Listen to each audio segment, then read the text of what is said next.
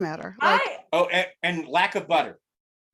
Well, no, George isn't so sure about that, but it was margarine, so it's okay. I would like to object my parental units here. You haven't added me to the group or asked me if I wanted to be in there. It's not for children.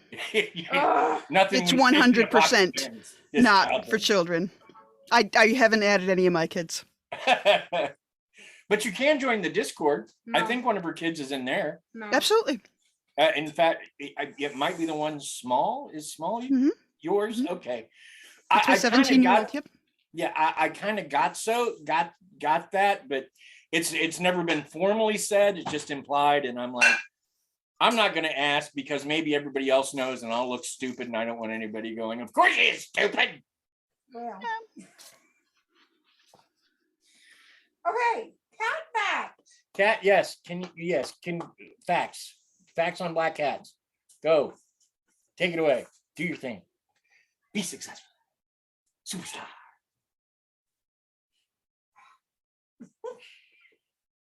You're rushing me. Stop rushing me.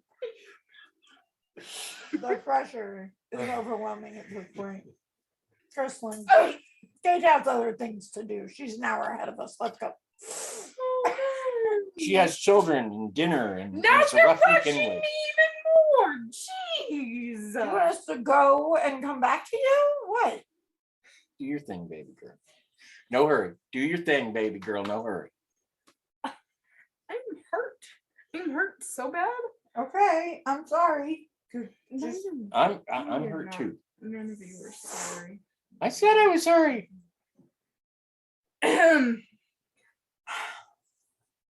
The background of black cats and witches. Black cats are so quintessential on. What's the word? Nothing. I just keep messing up. Okay. Well, you know what? There's this thing called editing, and Dad can remove all the mess ups. And I try to do that anyway. Quintessential Halloween icons. And the number one costume choice for both elementary age children and women in their freshman year of college, oddly enough, but do you know how they got such a spooky rap? No. No. Well, I'm here to tell you. Beginning in the Middle Ages, black cats became associated with Satan, witches, and witchcraft. Some people went so far as to believe that black cats were cohorts to witches or even witches who had taken on another form. Wow. This widespread superstition resulted in the horrific mass of killing black cats, and sometimes even their owners. Oh. Wow, we humans are horrible. Aside from continuing to represent all things eerie, the fear of black cats still has some influence today. Many animal shelters won't place black cats in homes during the month of October for fear of them being used sacrificially. That, even today? There's an episode of Crime of Your Life. Shout out to Jacob, who will be my co-host on my new show. 4th episode in, that is about crimes around black cats and involving that. It's still a thing. It's definitely still a thing. I'm learning stuff. More. I must know more. Okay. Fact number 2. Black cats can help your love life. Forget the stereotypical depiction of perpetually single cat lady. In some parts of the world, it's believed that black cats can actually improve your love life. In Japan, for example, single women who own black cats are believed to attract more suitors. In Great Britain's English Midlands, a black cat is the ideal wedding gift.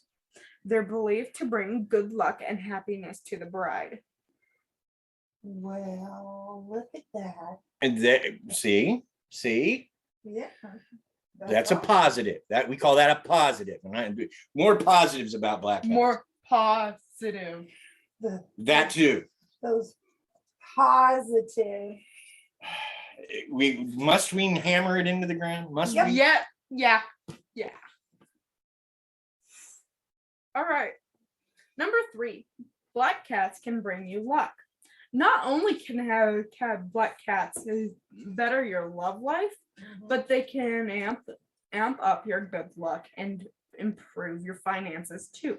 Historically, sailors brought cats aboard ships to hunt mice and presumably for companionship. But British sailors believed a black cat would bring the ship good luck to and ensure a safe return home. Awesome. It was a little more complicated for pirates. Though they believed a black cat walking towards you was bad luck, a black cat walking away from you was good luck. And if a cat boarded the ship and then jumped off, the ship was going to sink. For those of us not in a maritime profession, a black cat arriving at your doorstep signals prosperity, a common belief in Scotland.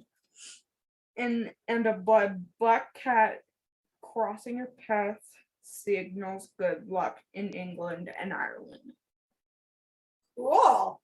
See, in other parts of the world, they're civilized. They're not savages.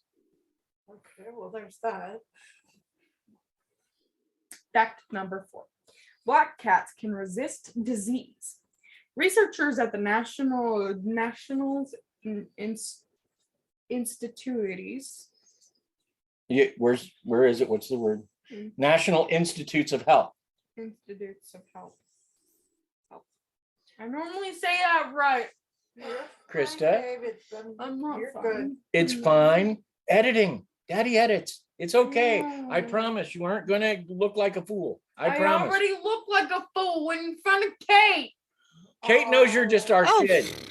She doesn't yeah, think yeah. you're- It's just pronunciation. Listen. I stutter and mispronounce things like it's my job, so I just don't edit on myself on my show. I just leave it in because I'm lazy. So There you go, baby. Don't even worry about it. See, and Kate is like a forensic psychologist. Yeah, she's highly educated and intelligent. and- overeducated. Yeah, I have the student loans to prove it. So Discovered that the genetic mutations that cause cats to have black coats may offer them some protection from diseases. In fact, the mutations affect the same genes that offer HIV resistance to humans. Since cats can experience many of the same health issues as we do, cancer, HIV, and Alzheimer's, to name a few, they make perfect models for studying human disease. By figuring out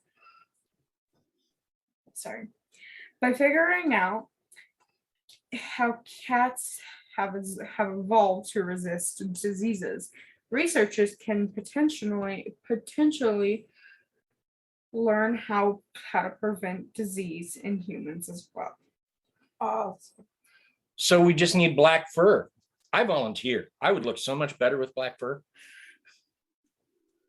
be a lot warmer. Exactly. And I could, shave it into cool styles and like put Superman logos in it. And it wouldn't be like a tattoo. It'd grow back because I don't want a tattoo, mostly because, well, look at me. And any tattoo I got 30 years ago would right now resemble a large whale. So no, but, yeah, but And they say furries are bad. Just leave them alone, man.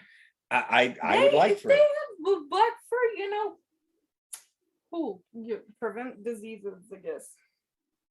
So was that all 5 or do No, one more. one more? Okay, I lost track. I'm sorry. this, you know what? I've got to say, this has been really interesting because I've Right. learned. Like sometimes you drop facts and I know 2 of them or 3 of them. This one I so far I haven't known any. So I'm You very know, I happy. think this one is very interesting as well. Well, let me hear it. Number 5 of 5. Number 5, here it is. Number 5. Black cats can change color. If your cat has a tabby stripe gene and loves to spend his days lounging in the sun, his fur can turn a rusty brown color. Why? The sun rays break down the pigment in their fur to reveal the underlying tabby stripes. Wow. Now that one, I have actually seen that before. that one I've actually. seen, but I didn't realize what I was seeing. I thought it was just like a trick of the light, which it kind of is, but not like the way I was thinking of it, you know? Yep. That's incredible. That was a great set of facts, Kirsten. Good job. I've also seen that on Obsidian before when he was sitting on my windowsill back in the old apartment. Uh-huh. His fur would always like be brownish, and I'm like, oh, that's a trick of the light. No, it's actually his fur. But yeah, Obsidian is our black cat, obviously, because he's named Obsidian. Although I spend most of my time calling him Sid. He's not the brightest cat in the world, and he always somehow seems sad no matter what's going on, like nothing ever reaches him, and I'm just like, oh, you poor kitten. But by the same token, like if you bend down, he will absolutely lick your nose for as long as you let him. So, which is weird, but you know, I don't hate him for it. So before we get into anything else, round of applause for Krista and her weird facts. Yay! You did such a good job, Krista. I'm very proud of you. Thank you. So, and there's Kate doing her deaf applause. That's awesome. So before I get into anything, I need to make something very clear because it's made super clear in the court documents from the time. There are effectively 2 Salems. There's Salem Village, which I believe is now Danvers, and Salem Town. And most of what occurs in Salem Village. Now, there is some stuff that happened in Salem Town, and some Salem Town people got brought to the village for the trial, but a large percentage of what happened in Salem Village.